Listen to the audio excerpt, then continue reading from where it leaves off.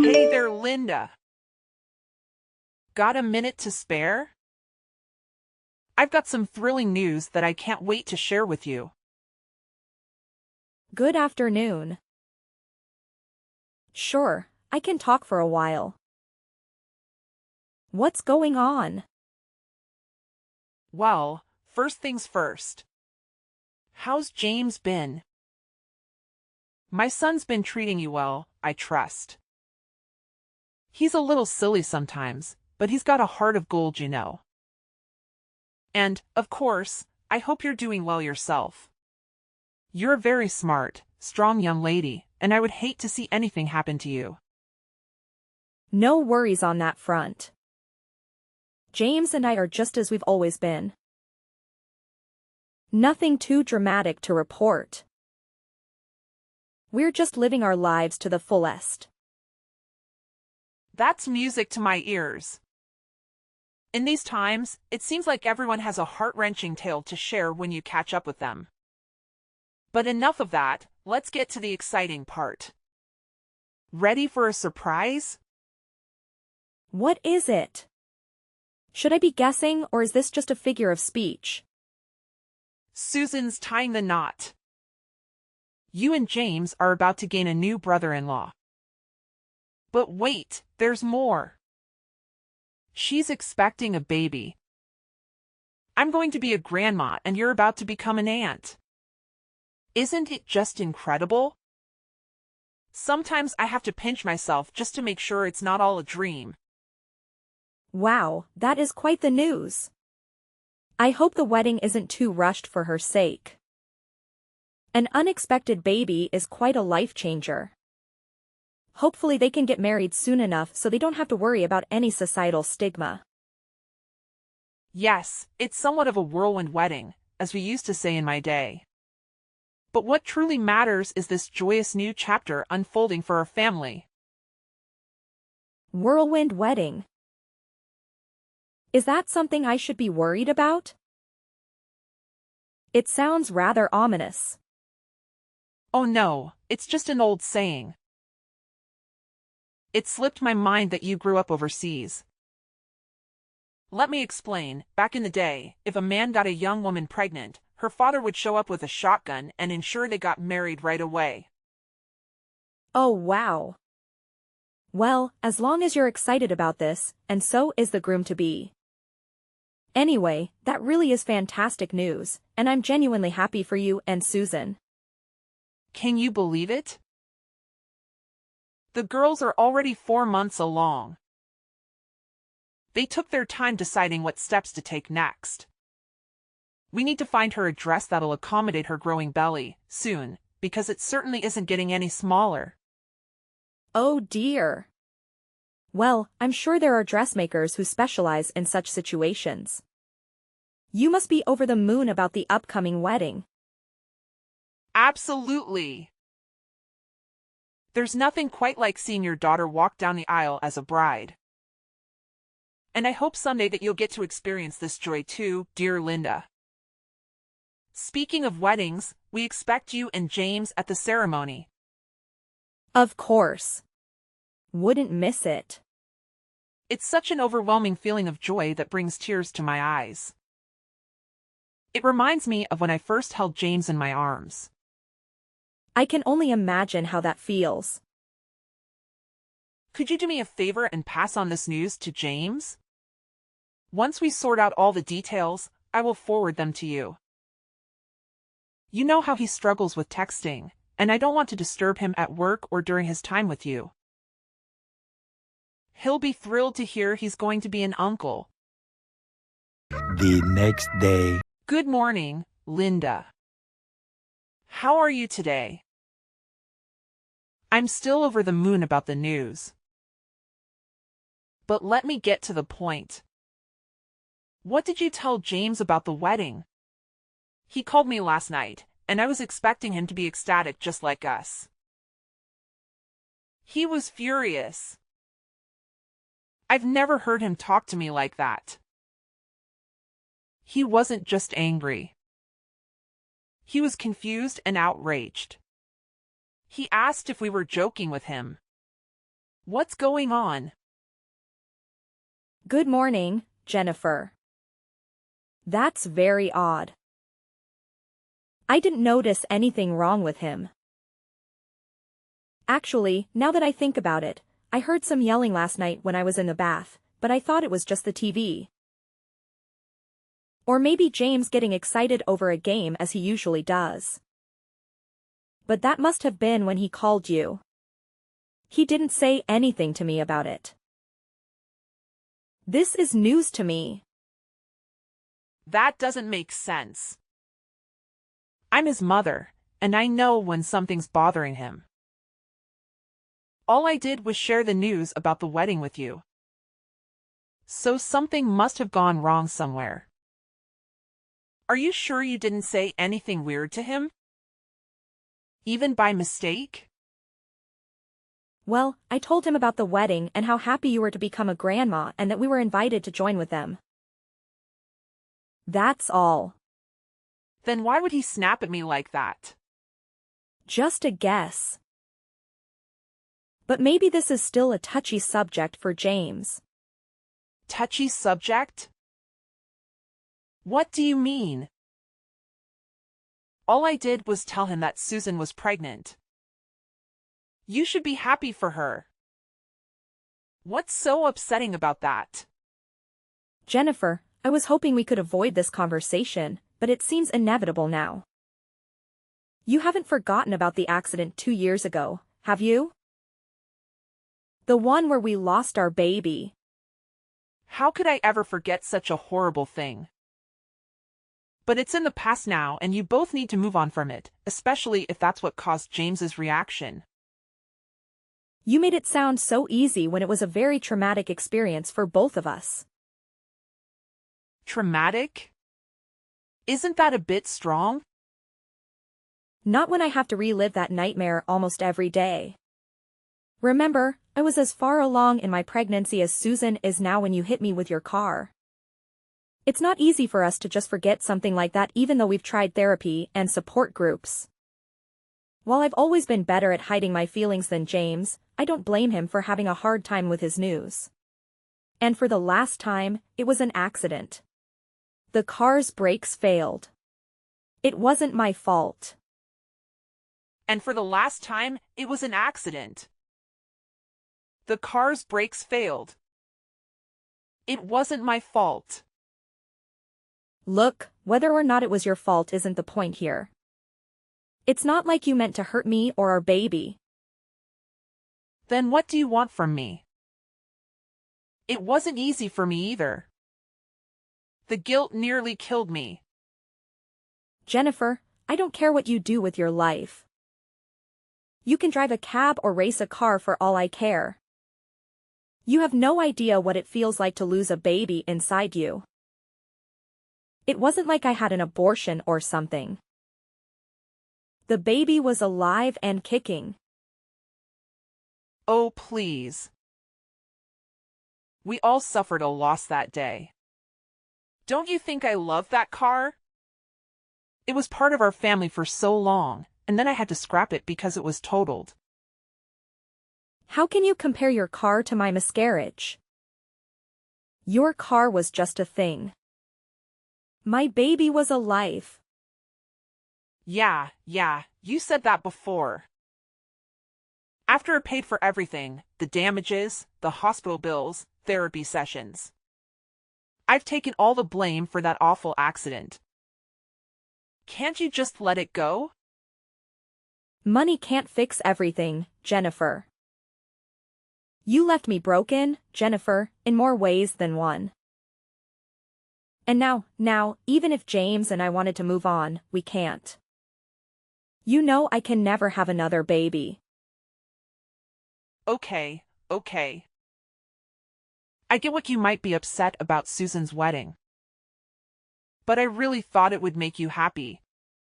Can't you be happy for her? Can't you look on the bright side? And James, he never had a baby. Baby inside him, and he didn't lose his ability to have kids. If he's so unhappy, why doesn't he just find someone else who can give him a child? He's a man after all. That's the most insensitive thing you've ever said to me. And that's saying something. This is why he yelled at you on the phone. All right, enough of this depressing talk. Great, enough of this depressing talk. I'll send you the wedding details soon.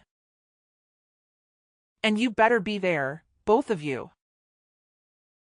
You need some fun and joy in your life after all this misery. Trust me. 2 weeks later. Grab a pen and paper, Linda. I have some exciting news for you. Susan and Joseph have finally set a date for their wedding. Hello, Jennifer. I hope you're doing well. Did you find a nice venue for the ceremony? Yes. Thanks to you, my dear. Remember the hotel downtown where you had your reception? The one with all the Art Deco paintings and sculptures from the 1920s? Well, they had an opening. And it's very affordable, and I know a lot of people there from when we planned your wedding. So it's perfect. Oh, I see. That will bring back some memories for James and me. Isn't it wonderful? Anyway, this is going to be a small wedding, so we're sending out fewer invitations. Which is fine by me. Wedding invitations can be so expensive. And it's still so much fun to plan a wedding, even a small one. It's one of the best parts of being a mother, don't you think? I suppose it is. So, when is the wedding? It's going to be the first Sunday of next month. Mark your calendar and don't forget. What's wrong? You don't have any work that day, do you? You know we talked about this a few weeks ago, but it seems like you're being very insensitive right now. What? What are you talking about? Oh, come on. Not this again.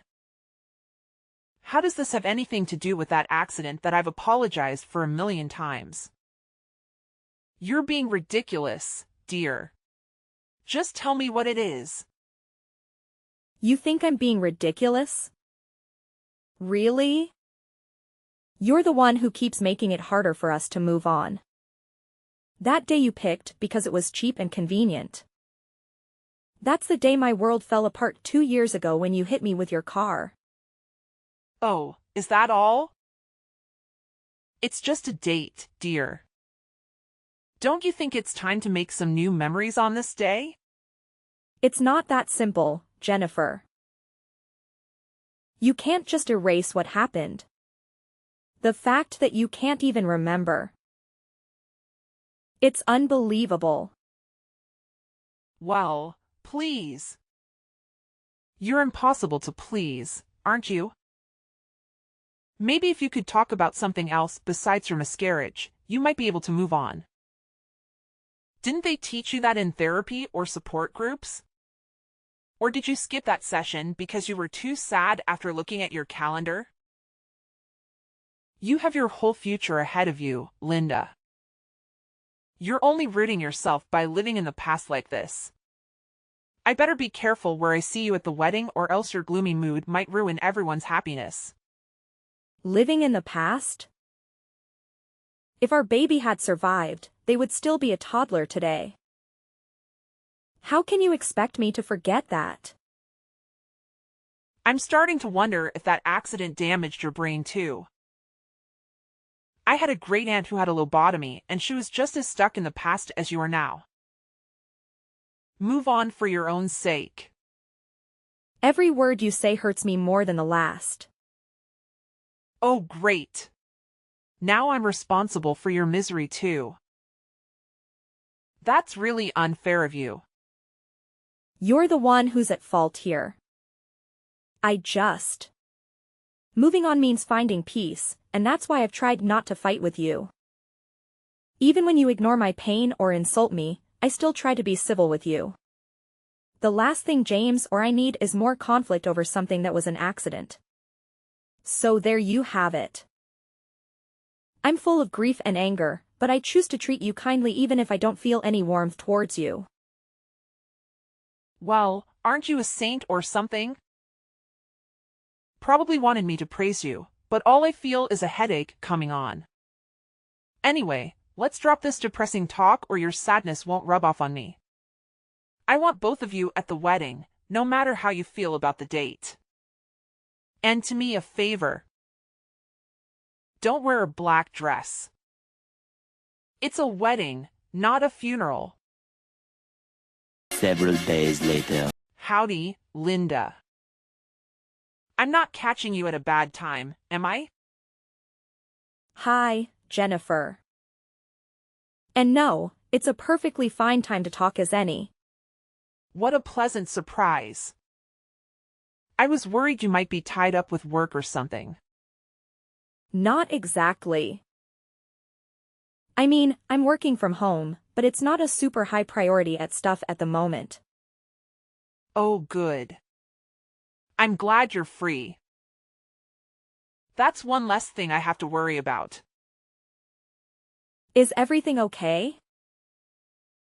Well, Susan and Joseph just moved into a house. Perfect to raise the baby in. And, of course, it wasn't cheap. That's why I'd really like for them to have a nice wedding gift that's going to help them along the way, you know? Sure, I can understand that. Anyways, what I wanted to ask is if you still had that money set aside from the settlement for, you know what? What? Well, I was thinking of putting it to good use, so we had the funds to get them something really nice and memorable. You know, you didn't spend it all, did you? I haven't spent a single dollar of it. Don't worry. I've been saving it for a very special purpose I like to call revenge. Revenge? Which I don't mean against me, my dear. Is there something else I should be setting my sights on? If so, I'm not seeing them. Do you even know what the word accident means anymore? Or have you completely brainwashed yourself? Besides, no matter how badly you want to hurt me, it's most certainly not going to bring your child back. All you're going to do is reopen those old rooms of yours with that kind of thinking. You say that despite doing everything you can to stop me from being able to heal properly, that's why I need to get back at you. Not to make myself feel good, but to allow James and I as people and as a couple to move on with our lives. As a couple? Please don't tell me you've written my little James into all this too. My daughter-in-law betrays me as one thing, but to think that you've turned my son against me. I didn't turn him against you. You turned yourself against him with your horrible mindset, words, and actions. I'm the wounded one. But you've hurt him badly too. That man has been grieving with the worst kind of pain and loss imaginable, and you act like he should just grow some thicker skin about it. I don't want to hear how you feel as a mother when you took away my chance to be a mother of my own and his chance to be a father. So? I've paid the settlement. I paid your bills. I've begged time and time again for your forgiveness. How is this not over yet? I've been able to move on from things just fine somehow. While you two seem to relish being emotional black holes. You haven't moved on because you never cared to begin with. You were more upset about your car than you were about the baby after all. I want you to look deep inside yourself at whatever shriveled up excuse of a heart you have inside your chest, if any, and really think for a second. Do you honestly believe that as the years would be enough time to erase the pain caused by losing a child? Whatever happened to the old saying, time heals all wounds? I figured you would pull out something weak like that. You've already made up your mind, haven't you? As long as you've paid us off, your hands were free of any blood. That's what you think, isn't it? Well, newsflash, Lady William. You might have just wiped your hands with a fat stack of cash and tried to hand it off to us. So no, I don't want to wipe my tears with your blood money. And I didn't even want to use it at all unless it was to get revenge on you. Why do you insist on going on and on about revenge? Enough posturing? If you want to run me over yourself to set things straight, then just do it already. Don't worry. I've got bigger plans than just making you live through my pain. Besides, I don't want to pay your hospital bills. And I need you to be able to walk away in shame when this is all over. All right, then spill it. What's your big plan, mastermind? No can do. I've been planning this for quite some time, and I need you to be surprised when it happens. For now, feel free to go about your life knowing that soon everything you want will come to pass. Good evening, Jennifer. What a lovely wedding, don't you think? Susan looked stunning, and you looked so proud and happy. I could see your smile from across the room. Linda, thank you for coming to the wedding with James. I have to admit, I wasn't sure if you'd show up. I wouldn't miss it for the world. This was a big day for Susan. Her dress was gorgeous. You couldn't even tell she was pregnant, especially with that beautiful veil. Oh, I know.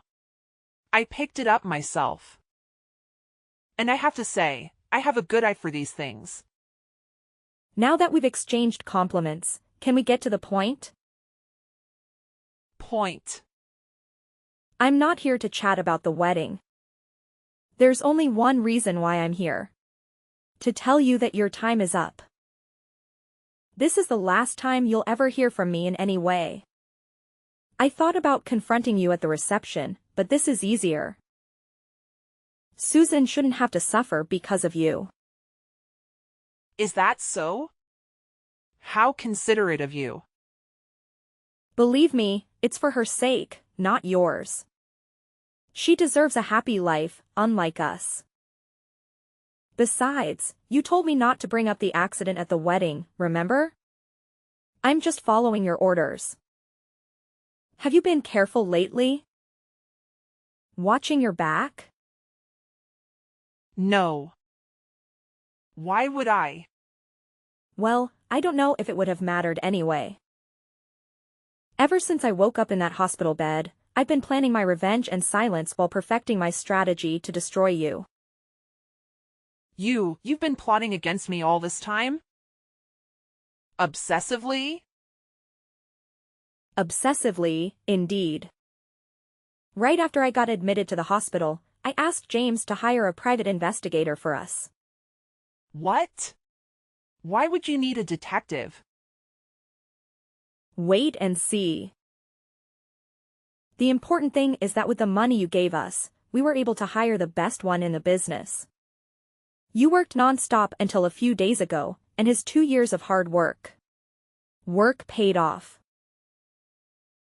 Right now, I'm holding a report with his findings. Well then, what dirt did he dig up on me? Just a detailed analysis of your daily activities over the past 2 years, Jennifer.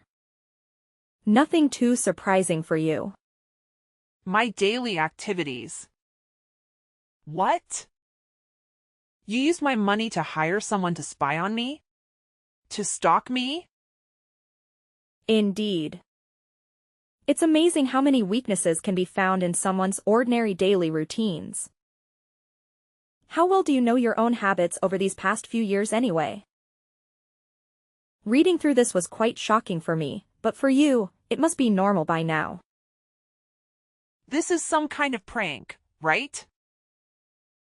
You don't really hire a detective. You're just trying to scare me into admitting something. Well, it's not working, Linda. Nice try. Sorry to burst your bubble, but this is no prank. As much as I would love to trick you into giving me what I want, my approach had to be thorough and foolproof. Yeah, right. By the way, your husband quit his job last year, didn't he? We haven't talked much about your life lately, but that detail caught my eye in the report.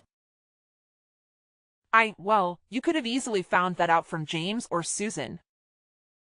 But yes, as a matter of fact, he did. He's got a new job at the History Museum across town that's treating him much better now. I'll have you know, most people can't find better work at his age. I thought as much. I know you're not lying about that. Mostly because that time frame lines up with a noticeable disturbance in your life's activities. Disturbance? You're the one acting disturbing. That's what I think. About that disturbance. I guess the best way to put it is that you're living more than just one life for yourself, aren't you, Jennifer? I have no idea what you're talking about. This means nothing at all to me. Not a single word you said. Really? Let me give you a refresher, then. Does this scenario I'm about to describe sound familiar to you at all? It's the weekend, and you tell your husband that you're going out with some girlfriends of yours. My guy knows better than that though, and he is able to tell me what you're really up to. Picking up younger guys at bars downtown and taking them back to a cheap hotel room you've booked for the weekend. I almost lost track of the number of times my gumshoe reported that same story back to me. Seeing it all compiled now really makes me think. Just what kind of woman are you, Jennifer? I have no idea what you're talking about. You don't know half of what you're saying either. So do your best to shut it if you know what's good for you. You're just saying a whole lot of nonsense you have no way of proving. Oh, you can rest easy on that front. The detective supplemented all of these with write-ups of your dirty deeds with equally dirty photos. Photos? You know, I always thought a woman of your age would know better than to do something this rash and thoughtless. Or that you would at least be smart enough to cover your tracks. These photos are unmistakably you though. And you've got nowhere to hide now. I haven't done anything wrong. Sure, you have photos of me with some guy, but you have no idea what my intentions were. Oh, I don't think it takes much for me or anyone else to piece that together. I definitely don't need to hire a detective to have a theory or two. Besides, even if you didn't do anything with this guy, certain facts stay true, immutably so. Namely, the fact that you lied to your husband about what you were doing all those weekends. Now, if you didn't think you were doing anything wrong, I have to ask. What were you thinking? Maybe I just didn't want him to worry about me while I went out for drinks, okay? Maybe. Maybe you didn't want him to know that you were fooling around with other guys, and much, much more. Are you any good at poker, Jennifer? My eyes and ears out in the city told me that you like to spend your husband's hard-earned money on poker at every bar in town.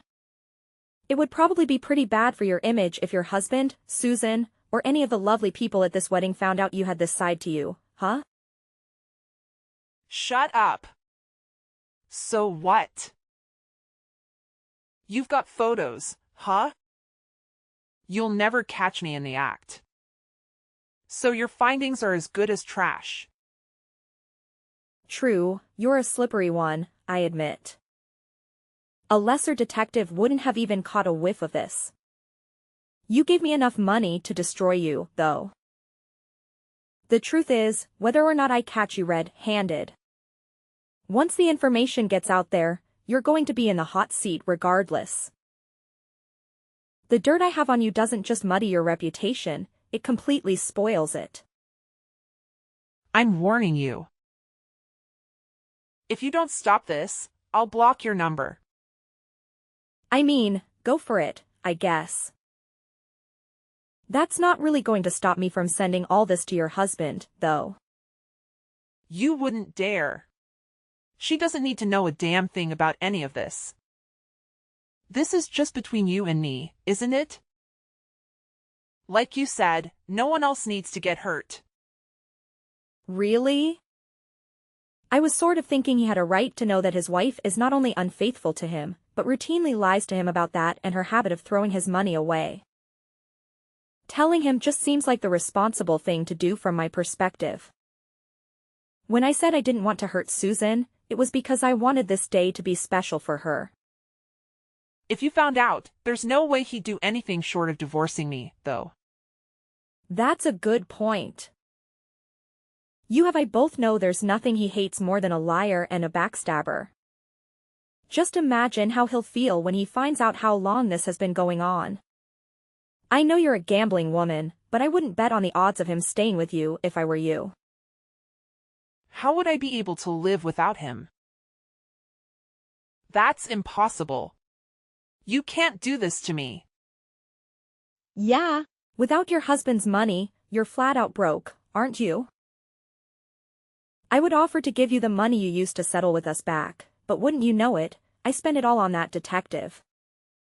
Please, I'm begging you. Whatever you do, don't tell my husband. Don't tell Susan or anyone else, please. Your demands are getting less and less practical by the second, Jennifer. How am I supposed to just keep your secrets for you? James and I already know, so what's the harm in letting your daughter in on the fun too? They're all going to figure it out sooner or later. You're wrong. They don't have to know a thing. Not as long as you can stop it, right? Wrong. I don't care about protecting you. Not after what you've done. You haven't protected us after all. Rather, you've tried to throw us into the deep end and watch us flounder time and time again. This is revenge, plain and simple. Not for the accident, but for how horribly you've mistreated us these past few years. Me, James, your husband. Speaking of which, it really does seem like fate that it would all unravel on this day. Unlike you, your husband is well aware of the importance of this day, seeing as he calls us regularly to check in and support us emotionally. He's coming by today to observe the life of the baby we never had as a family. You wouldn't know much about grief, though, unless it was about your car, I guess. He's coming to you? Yeah. Do you have a problem with that? It's already so late in the evening, you know? And besides, if he's going somewhere, I thought he would tell me about it. Right, because you're always so truthful with him about what you get up to when the sun goes down. Well, why not hitch a ride with him in that case? Maybe he'll even let you get behind the wheel. It might be a tough sell for him, though, because he remembers everything about what you did on that horrible, tragic day. If you do, you won't tell him, right? You wouldn't do something like that if I came, right? He just told me he's getting ready to come, so he'd better make up your mind quickly. All right, I'm coming, I swear. Please, whatever you do, just don't tell him. I'm begging you. Jennifer made it to the house that evening, but her husband took the wheel without offering to let her drive at all. In fact, when James's father arrived at the house, he did as he always did on this day and prayed silently with us. Not that she knew anything about it, but the grief had struck her husband just as intensely as it had us. He came to us right after the accident, and he's been coming over ever since, partly to help us, but also to settle his own sorrow. I think my father-in-law knew of his wife's heartlessness when it came to the tragedy, and so he held on to twice as much pain and guilt in return for being as excited as we were to being parents. He was thrilled to become a grandfather, and he'd put so much thought into how best to support us in raising the child. And so, my aspiration of revenge, though rooted in my desire to see Jennifer crumble, came to fruition in getting justice from my father-in-law. He deserved better than Jennifer's lies. When he learned the truth, he said nothing. He drove home with her in silence and divorced her the next day. He's a man of few but powerful words. I can't imagine his anger and disgust. He called me a few days ago to say the divorce was done, and Jennifer was living in a dump near her poker clubs. We gave him and his lawyers all the evidence we had. She didn't even fight back. Now he, James, and I are free of her dark shadow.